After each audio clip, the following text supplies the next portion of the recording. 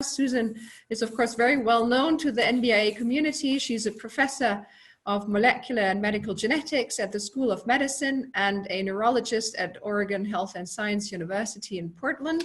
And she will talk about autosomal dominant Mpan. And thank you very much.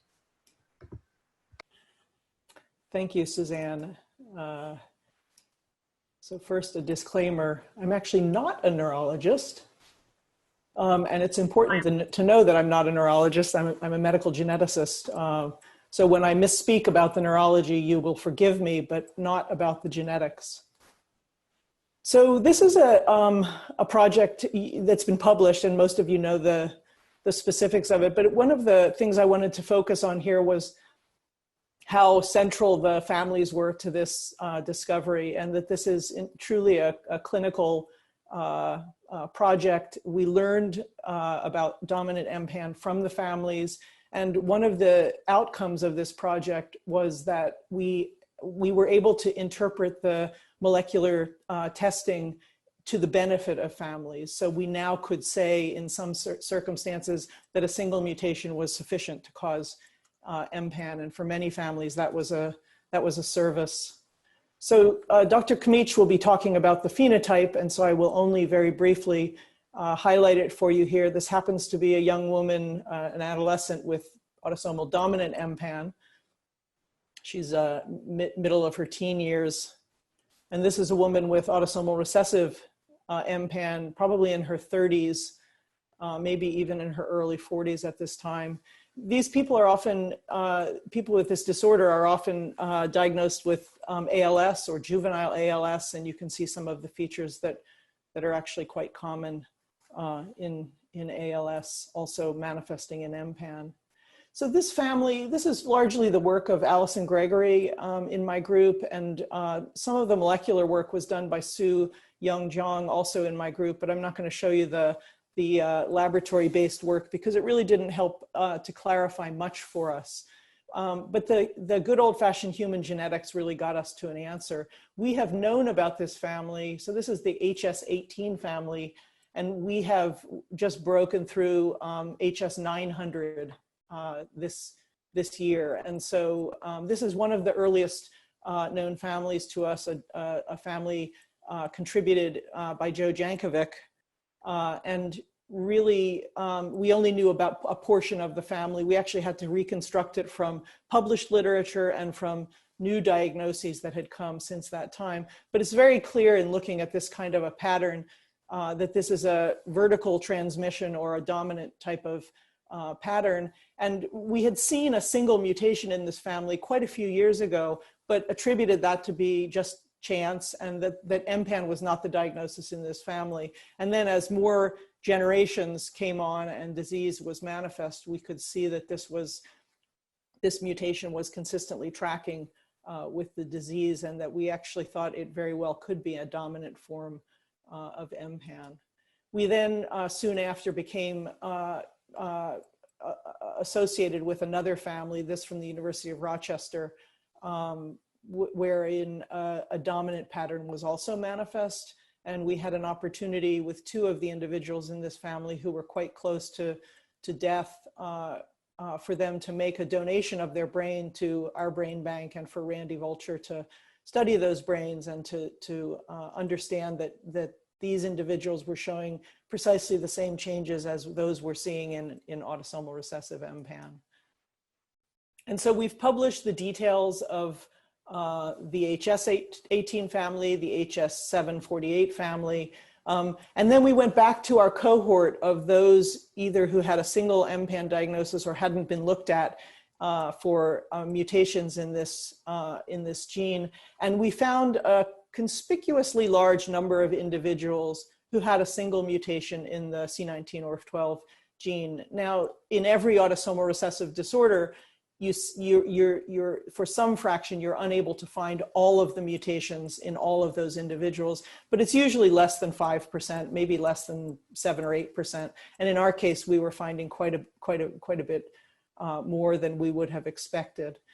I did a quick calculation of mean age at onset for the autosomal dominant and autosomal recessive cases that are in our large international registry, and found really not a significant difference in the mean age at onset. When you map these mutations to a schematic of the gene, it's very clear that there are differences between those mutations that can lead to disease as a single mutant allele versus those that require a second mutation. And you've kind of been given an orientation to this from Anna's lovely talk. And what you're seeing here on the top are the dominant mutations, or the mutations when as a single mutant allele can cause disease. And on the bottom, the autosomal recessive mutations. And you'll notice that these all cluster in the exon 3, and these are spread throughout the gene.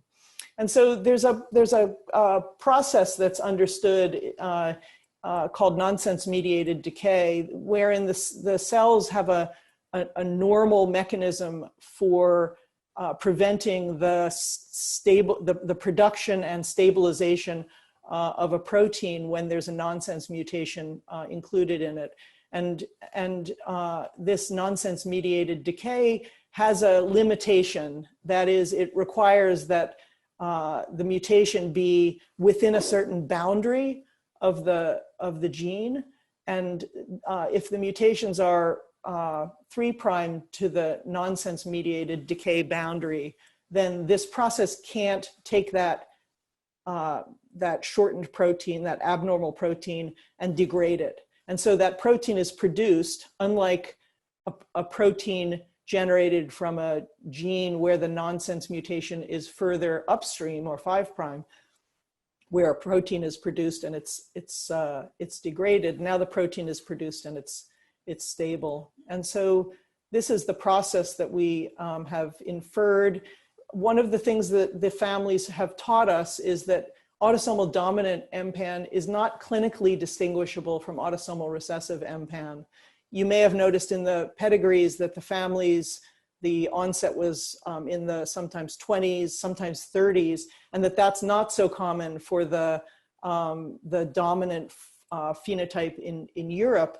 But those are, if you think about it, if you have a disease onset in childhood, you're less likely to reproduce and show the subsequent generations, whereas for a dominant disease with its onset in the 20s, 30s, or 40s, there's a greater likelihood of reproductive fitness, we would say, as geneticists. So the families told us that the phenotypes were similar. We know that the recessive disorder is a loss of function.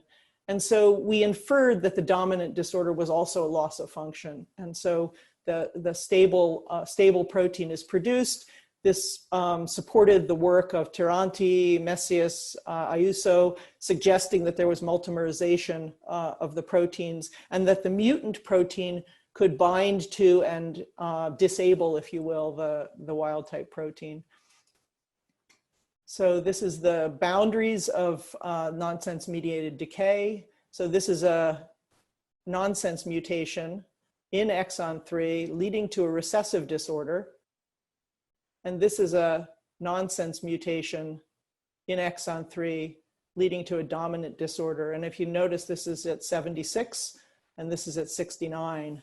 And so there is a clear demarcation between there. And this information is very, very helpful to the clinical genetic diagnostic laboratories in being able to place a mutation into a dominant category or a recessive category with some confidence. So Mpan, we've provided further evidence for multimerization. It was known to be recessive. Now we've added the dominant phenotype or the dominant concept. We've clarified how genotype can be used to predict whether it will be a recessive or a dominant disorder. The families taught us that these were both loss of function. As I've mentioned, the phenotypes are similar, and very importantly, there is incomplete penetrance. It's a little bit hard to say that with confidence because we weren't able to go back and, with now mutation knowledge and dominant Mpan knowledge, go back and examine some of these individuals. But from what we understood from the families, there was no overt neurologic disease. However, there may have been some subtle or not so subtle psychiatric disease, which is a very common phenomenon in these families, as well in autosomal recessive Mpan that manifests with onset in adulthood.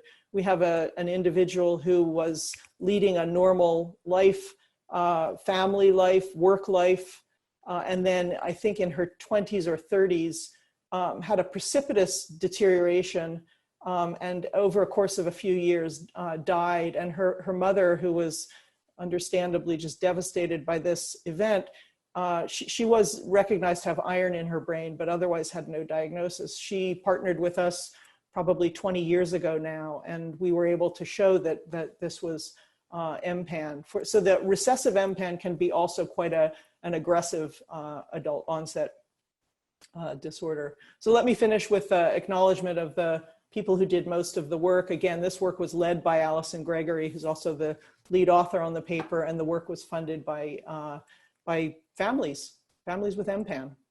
So thank you. I'll finish up there and take any questions.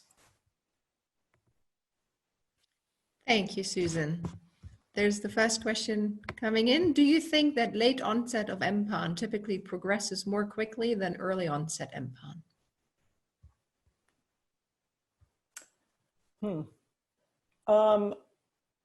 I wouldn't say that is uniformly true, but I would say that it is very common. I might call on my other clinical collaborators. Penny might have an opinion about that. Thomas Kmitsch, others who've seen a broad spectrum. I know that the Mpan that is more common in Europe, particularly Eastern Europe, is a much more, understandably, a much more clinically homogeneous phenotype. But we don't see precipitous decline during childhood as a general rule, but certainly the adults we do. Thank you. Any other questions? It often does progress faster and involves more Parkinsonian symptoms, says Ellison. Thank you. Any other questions? If there are none, then we are right. We have a few minutes left, so please feel free to type something in. Maybe I've missed that, Susan. Maybe I can ask you how many, what's the percentage of families where you see an autosomal dominant inheritance? Yeah, so this will be different where you are in the world, but I would say that about a quarter of the families, so not families, a quarter of the cases, maybe a little bit less, maybe 20%, 15 to 20%. If Allison's on, she'll know that number right off the top of her head. But I think when we went in an unbiased way back to our cohort of single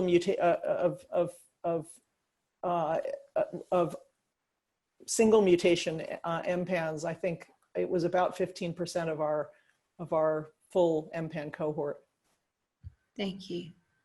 If there are no other questions, I would like to thank you again for sharing this data with us.